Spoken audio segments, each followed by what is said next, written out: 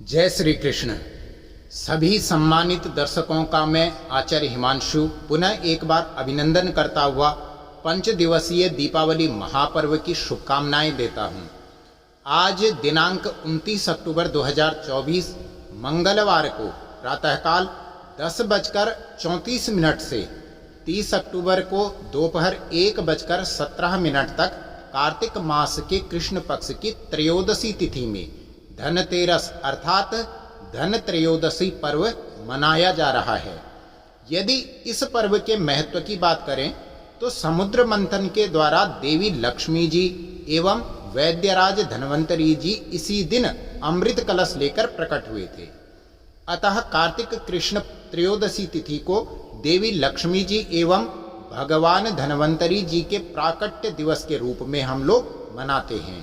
इस दिन विशेष रूप से श्री लक्ष्मी नारायण जी एवं भगवान धन्वंतरी जी का पूजन शुभ मुहूर्त में करना चाहिए। साथ ही स्वर्ण, ताम्र अथवा पीतल आदि धातुओं के नए पात्र खरीदने की भी प्रथा प्रचलित है।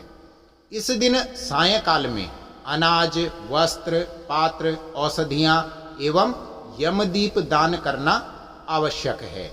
साथ ही अपने निवास स्थान पर इस दिन तुलसी, गिलोय, आंवला आदि औषधीय गुणों वाले पौधों को लगाना भी विशेष शुभ होता है। इससे भगवान धन्वंतरी जी की कृपा से आयु आरोग्यता की प्राप्ति होती है। आज पूजन एवं दान हेतु शुभ मुहूर्त सायंकाल 6:30 से रात्रि 8:12 तक है। चतुर्दशी तिथि 30 अक्टूबर 2024 को दोपहर 1:17 से 31 अक्टूबर को सायं 3:55 तक है। अतः यम चतुर्दशी और छोटी दीपावली 31 अक्टूबर 2024 को ही मनाई जाएगी। यम चतुर्दशी को नवग्रहों की औषधियों को एक कलश में प्रतिष्ठित कर नवग्रहों एवं मृत्यु के देवता यम का पूजन करने के उपरांत अभिमंत्रित औषधीय जल से स्नान करना चाहिए। इसके साथ ही इस दिन दशविध स्नान, अभ्यंग स्नान करना भी अति उत्तम माना जाता है। संध्या समय में सरसों के तेल से दीपक जलाकर यम दीप दान भी अवश्य करना चाहिए। औषधि स्नान एवं नवग्रह सहित यम पूजन हेतु शुभ मुहूर्त प्रातःकाल 5:20 से लेकर 6:32 तक का है। दीपदान संध्या काल में ही करना श्रेष्ठ है। कार्तिक अमावस्या के अवसर पर दीपावली पर्व एवं महालक्ष्मी पूजन 1 नवंबर 2024 को ही मनाएं। इसे भली भांति समझें। वर्ष 2024 में अमावस्या तिथि दोनों दिन अर्थात 31 अक्टूबर एवं 1 नवंबर दोनों दिन ही प्रदोष काल में उपस्थित है।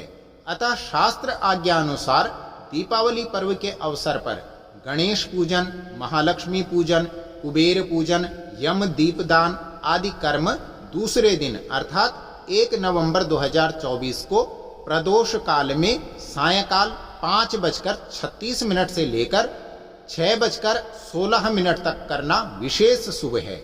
यहाँ सात्विक एवं तांत्रिक साधना का भेद है। हमें सर्वप्रथम तो यह समझना चाहिए कि मुहूर्त का महत्व उत्सव मनाने के लिए नहीं है। उत्सव आप आज से लेकर और भाई दूज तक प्रतिदिन मनाएं। मुहूर्त की आवश्यकता पूजन हेतु है।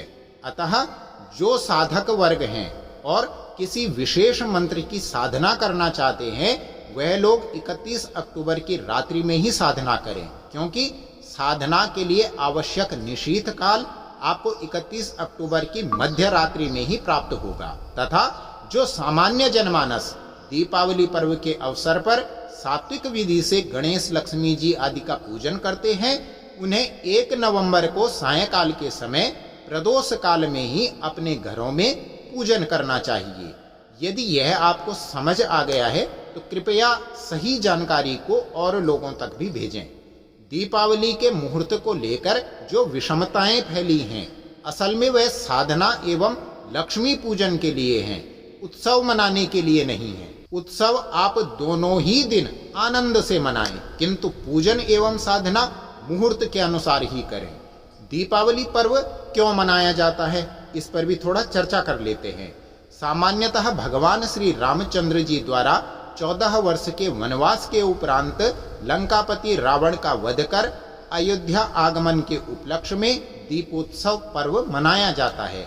किंतु किसी जिज्ञासु का प्रश्न है कि फिर दीपावली पर्व पर गणेश जी और लक्ष्मी जी का पूजन क्यों किया जाता है? तो इसका कारण ध्यान से सुने और सबको बताएं भी।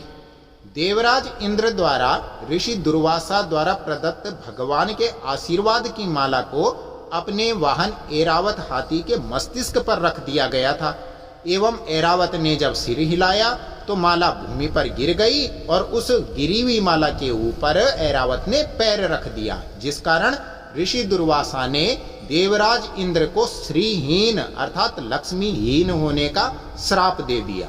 दैत्यों ने स्वर्ग पर अधिकार किया। इधर देवराज इंद्र भगवान विष्णु की शरण में गए। भगवान ने समुद्र मंथन का उपाय बतलाया। सतयुग में समुद्र मंथन से माता लक्ष्मी जी प्रकट हुई थी। तत्पश्चात देवराज इंद्र सहित सभी देवताओं ने कार्तिक कृष्ण पक्ष की अमावस्या तिथि को देवी लक्ष्मी जी का पूजन किया और श्री लक्ष्मी जी के आशीर्वाद को पुनः प्राप्त किया।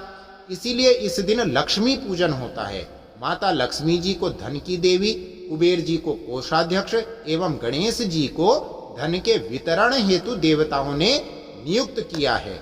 एवं गणेश जी माता लक्ष्मी जी के मानस पुत्र हैं, जो कि भगवान विष्णु के चातुर्मास योग निद्रा के समय लक्ष्मी जी के साथ शरद पूर्णिमा से कार्तिक अमावस्या तक उपस्थित रहते हुए धन का वितरण करते हैं। भगवान विष्णु देवोत्थान एकादशी को योग निद्रा का त्याग करते हैं। इसीलिए दीपावली पर्व के अवसर पर लक्ष्मी जी के साथ उनके मानस पुत्र गणेश जी की पूजा की जाती है। यही कारण है दीपावली के अवसर पर लक्ष्मी गणेश जी का पूजन होता है। इसके बाद 2 नवंबर 2024 को गोवर्धन पूजा है। प्रकृति के संरक्षण का उपदेश देने हेतु भगवान श्री कृष्ण द्वारा इसी दिन गोवर्धन पूजा की गई थी।